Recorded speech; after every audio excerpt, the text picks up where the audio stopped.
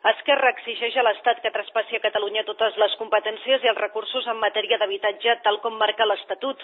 El cap de cartell per Barcelona, Joan Ridao, proposa eliminar el ministeri que dirigeix Carme Chacón un cop transferides aquestes competències. Si la senyora Chacón és respectuosa amb l'Estatut que ella diu que defensa, el primer que ha de fer és respectar les competències de la Generalitat.